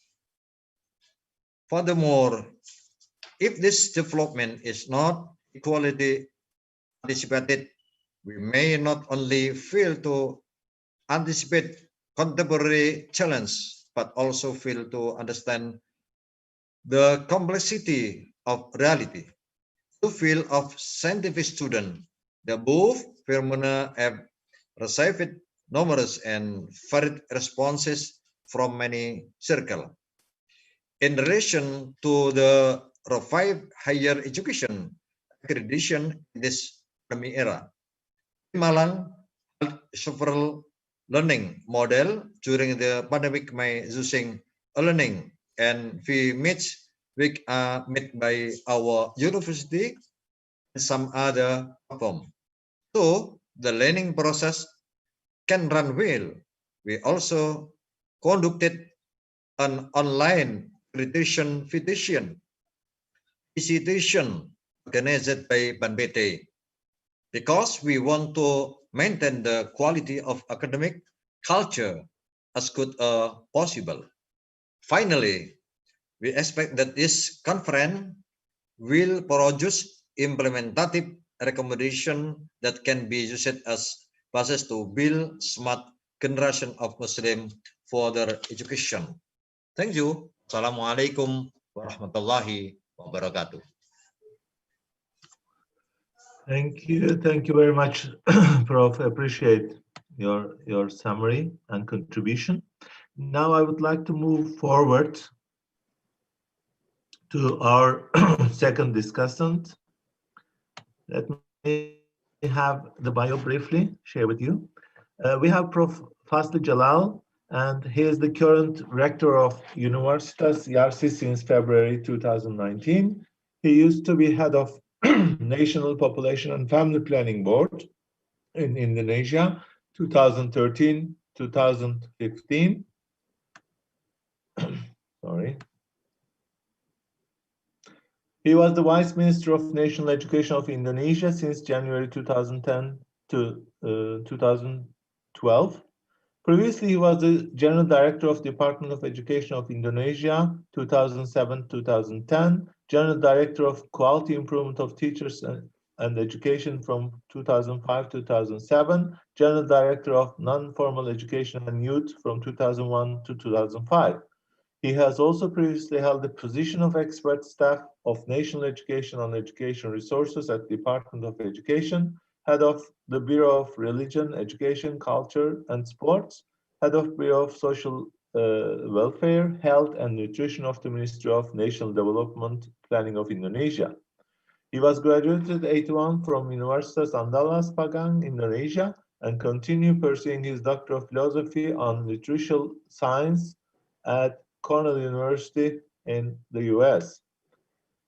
He also received honorable awards, and some of them are Bintang Mahaputra from Government of Indonesia, Henry Kaufman Prize from the Institute of International Education USA, Leadership Achievement Award in Higher Education from Asia Pacific Academic Consortium for Public Health Honolulu in US, Work of Excellence Award from the World Bank, the most outstanding alumni of the past 30 years from Canada World Youth. With all these marvelous achievements and experience, we would like to welcome Prof. To share his experiences and ideas with us. So the floor is yours, Prof. Jalal. Thank you, Professor Sicek, for very nice word. I would like to start with my presentation. Assalamualaikum warahmatullahi wabarakatuh. because time limitation, I'd like to start with how Indonesia right now running the quality assurance. And from before I was the deputy of the minister and then also the DG for higher education, now I'm running the one medium-sized private university. I can see now some of the conflict of interest from both sides. Yeah. For example, we have collected many data from the government point of view. You name it, from research, community services, all kind of the movement of students, working hours of the teachers, grading, you name, all kind of data being collected toward 8 million students in Indonesia, close to 300,000 lecturers, and now about the 4,300 something universities all over Indonesia. But the question is why this data not being used by the BANPT, by National Quality Agency? Because every time we want to have the accreditation, we have to put, even in manual form, you can imagine before the digital era, we have to put it back every time we go for accreditation. So I think this is my suggestion, maybe to Indonesian case, that use available data, improve the quality, improve the relevancy, improve the timeliness, and then we don't have to have thousands of different data that not being used efficiently and effectively. And also, since we have data already in the system using the big data, algorithm, so then I think the National Quality Agency can just assign the assessor to get the big data. Maybe here, as Professor Basaruddin mentioned, using of artificial intelligence would be appropriate. So then in 1 or 2 days, all assessors have qualified data collected from existing data, maybe do some integration or whatever. And then if the assessor need additional data, the assessor can request. So the institution or study program that need to be accredited do not have to bring all the data by themselves, but only responding to what aspect that need to be digging by the assessor. Second, during the pandemic, we have just completed our online accreditation, and I see some of the what we call inter-assessor variability is quite big, because maybe they don't have the same time to read the 1,000 pages of document in whatever time available they allocated. So I think intervariability of assessor can also affect the quality, total quality of assessor or assessing, and also the quality of dialogue between the host institution or study program with the team of the assessor from the National Quality Assurance Agency. So I think, why don't we make better use of the valuable assessor time for just discussing before going to the field about how they can come up with the similar understanding of the real data read by them, and then agree on the approach or kind of digging need to be pursued. So then when they go to visit, and right now we have the online dialogue rather than physical visiting, so then the quality of dialogue can be much better and deep into the aspect that need to be pursued by the assessor to understand the quality of the program, not just checking through administrative report. And also I realized that we need more information and transparencies from the quality agency to inform the all analysis. I think would be a good idea to be learned by others, or what we call Indonesian, we have the Form 4 and Form 5, a kind of summary from the assessor evaluation, and related to the possibility of grading of the assessor even though the grading is a kind of the the only seen by the quality assurance agency. But I think the process and the qualitative analysis, this is need to be given to the public, so the institution can learn, the public can learn, others can learn. So when we can accumulate the experience among assessor, among the team of assessor, and among a study program, and among of the institution.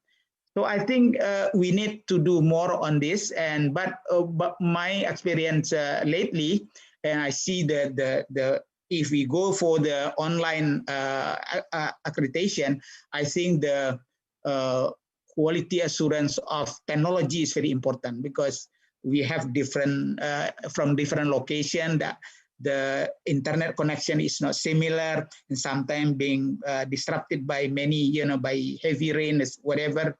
So this is affecting the quality of the quality assurance by assessor. And also we would like to understand how the quality assurance agency have some a kind of audit, technical audit for the institution before the accreditation, online accreditation will be conducted. So then everybody realize if they are not ready, they have to fulfill their readiness, they have to put more investment on equipment or staffing, so then the online accreditation can run smoothly. And then also because of through online, we cannot really give the all nitty-gritty and how the institution can come up with the uniqueness of them. In our vision, always being questioned, what is your uniqueness? But then when we go to the form, sometimes that uniqueness cannot be spelled more completely. But then by visiting the reality in the field, and then the assessor can understand. But now because of the online, this kind of deep interaction for the uniqueness cannot be done properly. So this is also making the online quality assurance through field assessment is not up to the standard. So I don't want to go into more detail, but in conclusion, I fully agree with the next move from Professor Udin about what kind of the accreditation in new normal. Let's move on, because right now we don't have that in Indonesia. I fully agree with Professor Tariq, using the quality assurance framework as the sole referral. So then we can see this from formal education, non-formal, prior learning by individual learning, how this big scheme can be comprehended. So then the quality assurance not only about the academic, but also about competency, and not only about the not formal education, but also non-formal and informal. Thank you. And also from Professor Johansen, I fully agree with you, Mom. Your innovation and your latest movement on the going forward to online learning, online quality assurance that you have done, at least producing 2 manuals. We like to see that, and then we do expect your experience can be shared to Indonesia and to other countries. Thank you, Professor Cicek. Thank you very much, Prof. Jalal. Appreciate your time, concern, and also the kind presentation. Thank you very much. Okay, now to dear all participants, we have listened 3 distinguished speakers and 2 discussants as well. I think we have a lot to take with us, but I would like to now open the platform for Q&A session. I have got some questions on the Q&A box, so please let me start with these questions, and then if anyone else would like to raise a question, you are most welcome. Yes, the first question is from my colleague Hasret Balcıoğlu from Miodak. So Professor says that it's to the presenters, whoever would like to answer are welcome. The use of telehealth technology to conduct virtual site visits is an innovative strategy for evaluating the performance of, for example, nurse practitioner students in remote settings.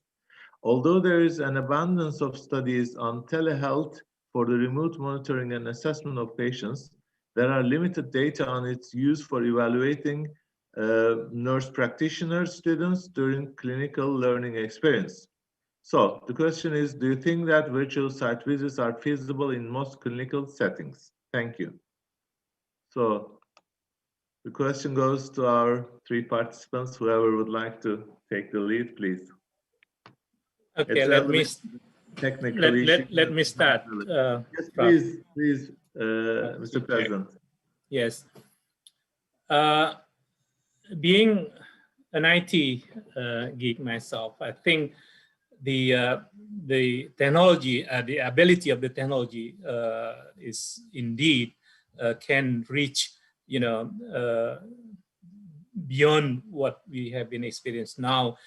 But in particular for medical field, I think people tend to be quite, careful and pussyfootingly, using the new technology, because you don't want to endanger, the or whatever the result. For example, the risk of producing unqualified nurse or midwives is so high. So unless the technology is really proven, then people tend to not to use it. Now, come back to your point about the telemedicine equipment or telehealth equipment. I think it is one of the potential, tools to be used, because by using that technology, whoever want to observe or assess the actual what's happening there can be done remotely. So it is potential. But in practice, in using that, the technology is not widely available yet, and also I remember that one of the requirements for telehealth or for telemedicine is the bandwidth has to be big enough to transfer a lot of gigabytes data per second, which may be not available yet at the moment widely. Thank you. Thank you very much. Anyone else from the speakers?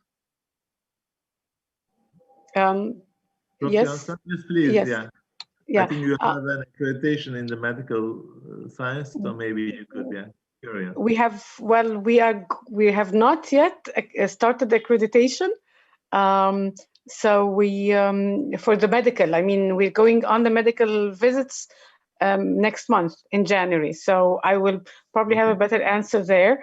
But we still are not, like Professor Basruddin said, you need a lot of bandwidth to make sure that you're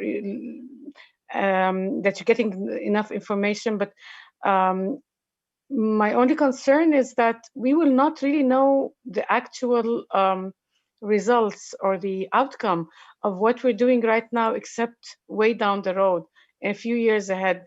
So we cannot really judge now. So on a personal level, we in Egypt prefer to have this hybrid visit thing where we can really, we can actually go and go on the actual on-site visit to make sure that things are aligned. But I'm a little bit skeptical that these visits can all the way go virtual. I'm very skeptical. I'm not sure, particularly in the medical field. And of course, being an architect myself and engineering. We've all seen all those funny things that are coming on the internet and so on, of how architects and engineers, how they way down the graduates of 2020 have done, silly things. So I guess we will only know. I'm skeptical, that's to say the least. So yeah. Thank you. Okay. Professor Cicek, can I comment? Yeah, I will come to you just a second. The reason I asked Prof. Janssen that the World Federation for Medical Education also accredited or recognized the agency, so I thought maybe there might be some guideline from them as well. I think most of the subject specific accreditation or accreditors are announcing and giving the guidelines for these kind of specific areas, like in the engineering, as you said, as well as mainly the health issues. Yes. Okay. So let me just can I add? Can yes, I just please. say one thing about the World Federation for Medical Education? Yeah. We Do you have get some already support from them? No, Maybe? we have contacted them so that we can get some so that we can get comments on this type of visit, but they have not responded yet, and we do not have anything so far. Hopefully. But once there is, I will definitely share with everybody. Inshallah. Okay. So, Prof. Tarek, you wanted to say something? Yes, sir. I need Please. just to mention our experience. I mean, Sure. we have, as I mentioned in my presentation, we have started during COVID, during the COVID-19. I mean, we have shifted to virtual, total virtual, and so far all the visits been handled very well. I think one of the credit can be given to Bahrain that we have excellent IT infrastructure. We didn't have any problem with the network. Just for few programs, we have decided that if they need a visit, we might ask one panel member and the review director to visit the institution to check. But so far, all the evidence has been actually transferred to us. Even we are thinking within few validation, even after COVID, like for the NQF, we might continue doing a virtual site visit for the NQF. And regarding the other, countries in the Gulf here, the region, they have also started doing virtual site visits, and they didn't have any problem so far. Thank you. Thank you very much. Appreciate. Okay, so I'll move. Yeah, can I? Yeah. Sorry. Yes. In our experience in Yarsi University, because the medical is one of our main program, we from the learning point of view, we realize that the competency or skill cannot be done just through online 100%. But we break down into the component, and then more and more component can be done online. We have a strong simulation procedure. We use technology, hologram, you name it, and virtual laboratory. And once the contact, face-to-face contact needed, and then we add that into the component. I don't know how that process of learning can be detected through the quality assurance process. Thank you. Thank you. So we'll learn all together. And I think with this technology era, once it's possible to have the remote operations for surgeons, so I'm sure there will be a way to come up with these challenges as well in the coming months or years. Thank you very much for this valuable discussion. So I'll move on to the second question. It is, the question is from Nawal Fadil Abbas. How can we assure virtual assessment to ensure valid quality assurance? A question for the first speaker. So, Professor Din, this is for you. How can we ensure virtual assessment to ensure valid quality assurance? Thank you. Okay, that's really $1 billion US questions. If we all know, so we'll be better off. You're right. But yes. Well, of course, we have to put in place, measures as well as mechanism to make sure that the process is valid. For example, in terms of the infrastructure, we need to make sure that the internet connection is there and enough or adequate to support a good interaction between the assessor and the assessee themselves. And secondly, the instrument, of course, how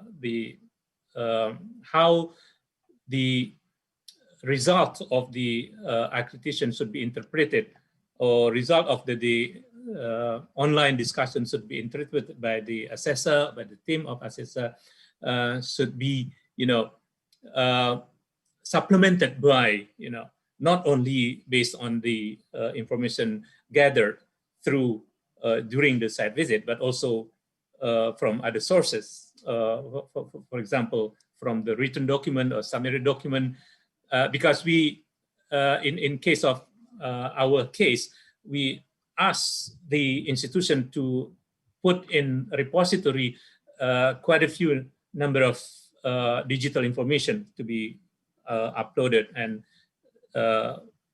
perused by the assessor. But finally, in terms of in questioning how reliable the result from the online visit, I think we have to look into other experience from other agencies from worldwide. There has been some studies about that. Of course, there are a downside of that, but overall, the study quite conclusive, mentioned that it is acceptable means for doing the external quality assurance using the virtual site visit. Thank you. Exactly. Maybe I could add on top of this explanation. Yeah. Thanks for this clarification, dear President. The agencies also are externally evaluated, like in ENCA, in the European context. They do also give external review for the quality assurance agencies. So it's like a double check that to make sure that the procedure, the methods, and the instruments are correctly used and it's effective and so forth. So there are some mechanisms coming up. Just to add on this topic, another question, I'll combine this. It says that the quality of education is suspect to be a bit declined. It was your statement. So the questionnaire asks that what is the typical effort example to overcome the problem of this quality of education when it comes to application of online system? Could you elaborate a few sentences on this as well, please? Well, the issue is it is happening already. I mean, we experience the lowering level of quality because of that sudden change, unprepared change. Now, for the future, how do we mitigate that? I think that will be a big challenge, of course. We have to make sure that all teachers or faculty should be equipped with necessary skills, how to deliver the materials online, how to use LMS properly, even actually the government or even private sector perhaps to put in place adequate ICT infrastructure. Otherwise, so in some remote area, there is no such infrastructure already in place. So how come the online learning can be taking place for that? So it is not only from the perspective of QA, but it has to be a holistic approach and response to that. Okay, thank you very much. So I'll speed up and to move another question for the sake of time saving. May I add to this from the reality in the field? Yes. One, I think, as mentioned by Professor Basaruddin, empowering the lecturer is very important because there are variation among them. There are variation. But then we in YRC University during the 3 months we have conduct faculty member every week we evaluate item by item, equip them, and also improving infrastructure. But from the student point of view, also important. And then the parent involvement, because they are now studying at their home and with facilitation from parents. And then finally, the some component of the not available internally, like video production, e-modeling production, so the content can be developed by the lecturer, but making them more user-friendly in terms of the digital era, it needs some technical assistance, which is now we are not well equipped right now because the sudden change in the methodology. But I think for next semester, we are more ready to do that. Thank you. Thank you very much. Okay, so I'll go to the next question. It is about from Nagamal Azawi. If we accept that QA agencies were taken by surprise at the commencement of the pandemic last March, does that mean QA lacked risk policies themselves? or I can combine with the following statement. Shouldn't QA highlight the necessity to improve risk policies for the future? So the risk policies is the keyword here, I guess. Anyone would like to elaborate on this? Professor? Yes, please. Yeah, let me start. Yes, I think when I say, because I guess I'm the one who actually said that we were taken by surprise. I guess we do have, and I'm sure every quality assurance agency has risk management, but I think we were not expecting this type of crisis. Yeah, I mean, it's a surprise of a century. Exactly. Yeah. Okay. I mean, we can you know, we can always plan for things that you kind of the kind of crises that you're expected to. This is how you do risk management, but this was an unprecedented risk.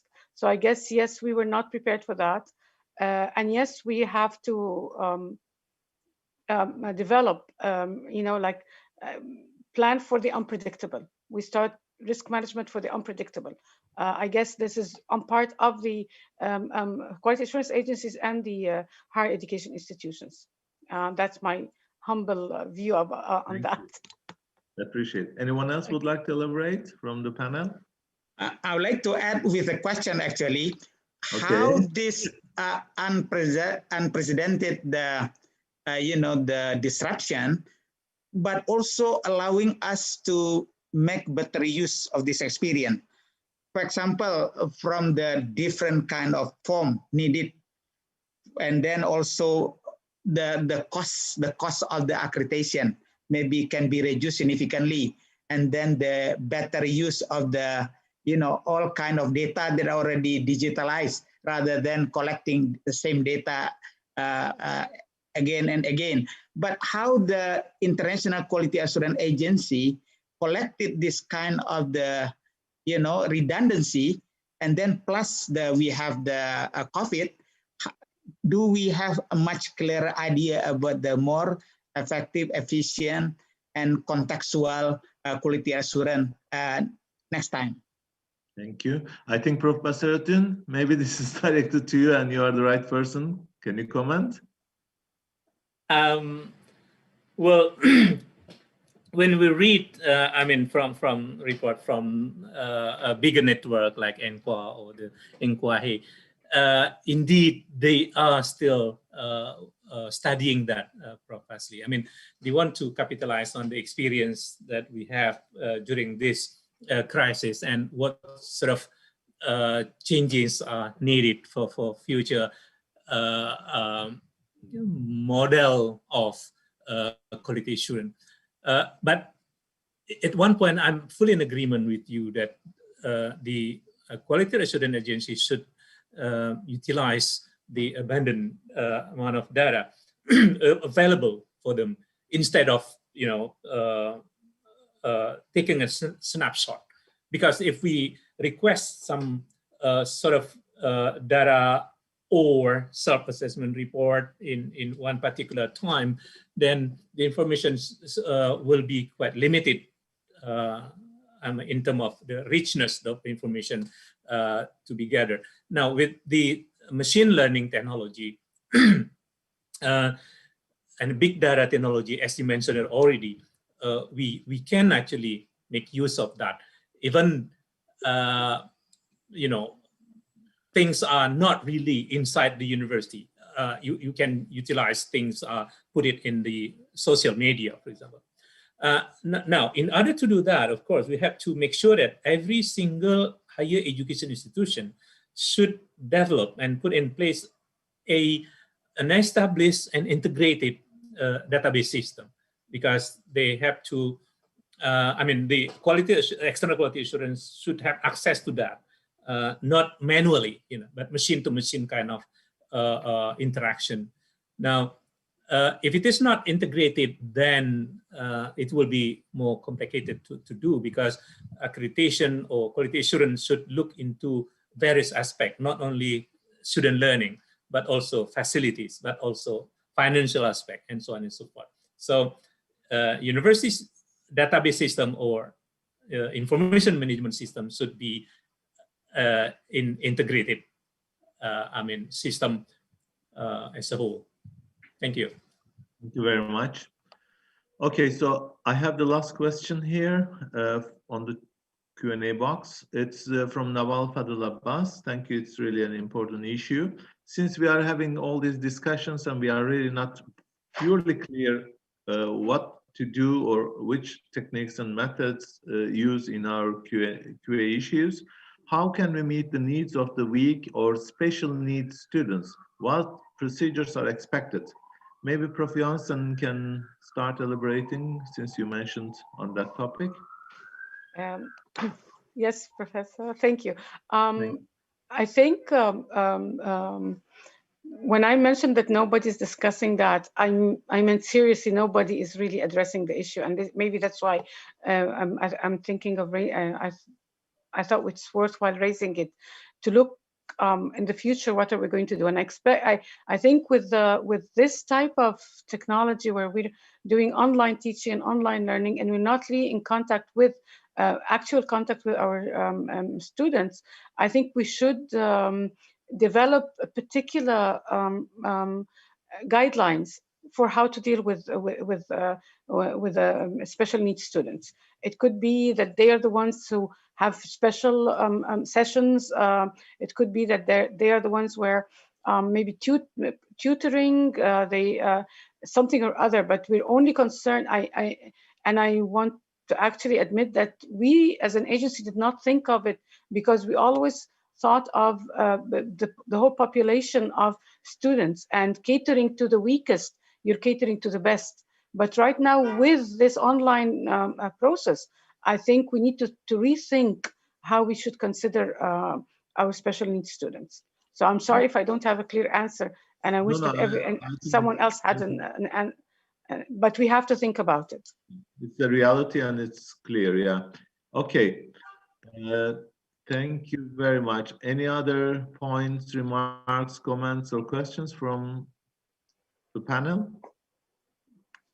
Okay, now let me just recap and then end the session. I think it was really wonderful discussions and lots of fruitful outcomes. So the recap is that, yeah, the first webinar was about the challenges and the outcomes of the COVID-19. And the second one, which is today, we try to discuss more for the future and the way forward. We talked about many critical points and issues, and we tried to cover regional perspective and even beyond. We highlighted a lot of future recommendations, and we need to find ways together. Even maybe one point we have to take away is the physical campus, how it will look like after post-COVID. We have to think and find ways on that. All of us are looking. And I heard a phrase, Zoomiverse. It was really interesting. I laughed, but I think, yeah, we are all doing Zoomiverse now, learning through Zoom each other and the students as well. So this is a new reality, as we said. So another thing, maybe we should consider the pillars of change. So what are the main pillars that we have to really build up on our future higher education and accreditation? Digitalization is another keyword. It's a digital era. So beyond 4.0 maybe, so we have to consider and find a way to adapt the machine learning, big data, artificial intelligence, and so forth. Agility is another important issue. As a university or higher education leaders and managers and responsible authorities, we have to be very quick and responsive and adaptive in an agile leadership in that respect. Our dear President Basiruddin said that global competition. I would like to add on that the global cooperation. We all need that after a post-COVID era, I guess. And what else? Hybrid approach is really great. The Prof. Janssen, really, it was an important approach that we all are trying to develop and follow. Both the virtual site visit and the actual ones is another challenge. The prior learning recognition was mentioned by Prof. Tarek, is another area that we might need to take into account as a credit for our learners in the long run. That's another area of importance. So having said all these, I think, yes, you're right, there is no way back. We have to go forward and we have to face the new reality and adapt ourselves, have to cope and develop the future of higher education altogether. Thank you very much for attending, all distinguished speakers and discussants, and dear all participants from all around the Islamic world and beyond. And we, on behalf of IQA board, we would like to thank you all being with us, and hopefully looking forward to meeting in this second round of our webinars in the coming year, inshallah. Thank you, everybody. Salam Inshallah. alaikum. Thank you. Thank So you. I'll give the floor to the Mohammed, please, for the closing remarks. Okay, thank you so much, Professor Olgun Çiçek, and all of the speakers and discussants who have shared some best practices to us here in the webinar. And now we are reaching the end of our second session today. But before you go, please remember that the series does not end today. There are still more series to come next year, so don't forget to keep yourself updated on the official IQA website for more information from IQA. And for participants who request the materials, don't worry, because the shared materials will be updated to islamicqa-world.org/webinar 2020. They all will be ready 12 hours from now. And don't forget to fill out the form to get a certificate in s.id/IQA webinar, and it will be opened up to 30 minutes after the end of this event. Thank you for coming in this session today. I hope there are plenty of things we could learn today amidst the COVID-19 pandemic. May Allah save us and make us stronger going through these pandemic tough years. On behalf of the Committee of IQA International Webinar 2020, I am Muhammad Rizki Utama, signing off from Yogyakarta. Have a nice day. Wassalamu alaikum wa rahmatullahi wa barakatuh. Waalaikumsalam warahmatullahi wabarakatuh. Thank you, everyone. Thank you everyone.